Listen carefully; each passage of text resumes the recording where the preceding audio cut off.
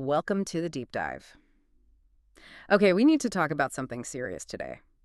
There's this digital alarm bell ringing loud and clear. A new, really sophisticated wave of cyber threats is out there. We're seeing fake Android apps pushed often through, believe it or not, malicious Facebook ads. They're hitting millions worldwide. And there seems to be a big strategic focus on places like India. So our mission today, let's pull back the curtain on this whole cat and mouse game. We need to understand what these sort of invisible threats mean for your security. Okay, let's unpack this. Yeah, and what's fascinating, maybe fascinating in a worrying way, is how these criminals aren't just reacting anymore. They're actually anticipating security moves. They design these attacks to just lie dormant, like little time bombs on your device. Right. So this deep dive will really get into the clever, sometimes really subtle tactics they're using to slip past security and what that means for, the safety of your phone, your data. It's not just that it's happening, but the how and why it's so effective. That's the chilling part. And the scale. You mentioned scale. It's just staggering, and it's all wrapped up to look trustworthy. Get this. Since just late July 2025, over 75 malicious ads were found circulating just in the EU. They were pushing fake premium versions of apps people know, like a counterfeit TradingView app.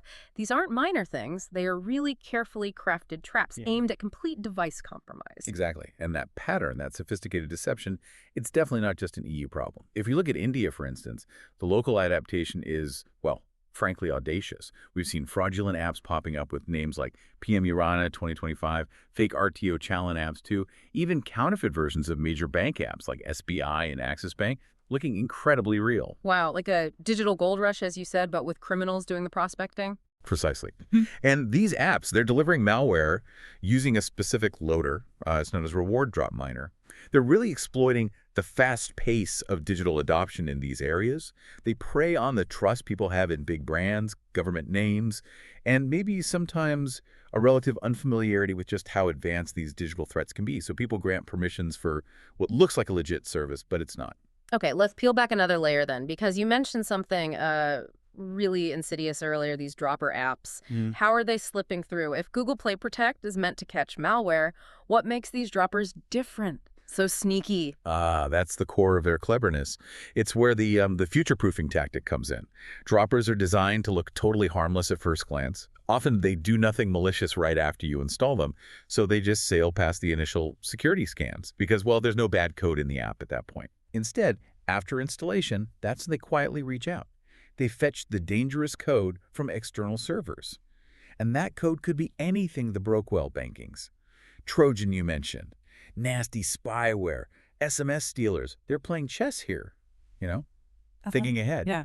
They're even adapting these methods to get around Google's newer security initiatives, like the pilot program running in India, Singapore, Brazil. How? How do they adapt like that? Well, partly by avoiding requests for high-risk permissions right at the start. Yeah. Keep it looking normal.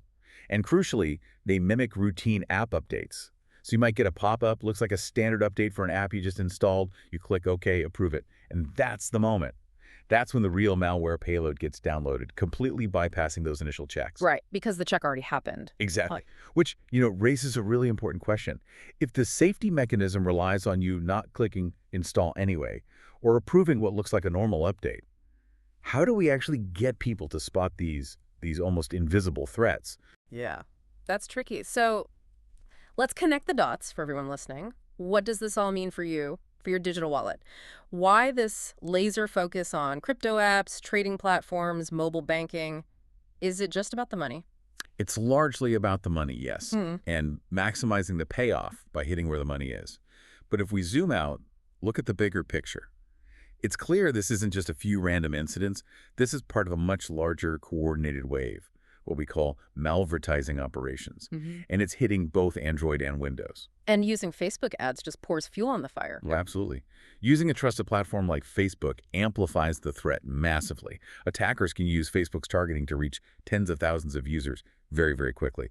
And the ads look legitimate because they're sitting right there in your familiar social feed. It's not just about stealing cash directly. It's about potentially compromising your entire digital life by getting access to, arguably, the most personal device you own. This whole deep dive really highlights just how sophisticated, how widespread these fake app campaigns have become, and how they keep finding ways around our defenses. It's like a constant digital arms race. Always shifting. It really is. And that brings us to a final thought, maybe something for you to really chew on. Hmm. Given how these dropper attacks keep evolving, how they mimic trusted things like updates, how they rely on you clicking install anyway or approving something seemingly normal, how can you personally cultivate that deeper sense of critical thinking, enough to really evaluate every app, every permission request, even if it looks like it's from a source you know? It's about questioning the familiar. Because sometimes that's exactly where the biggest dangers are hiding.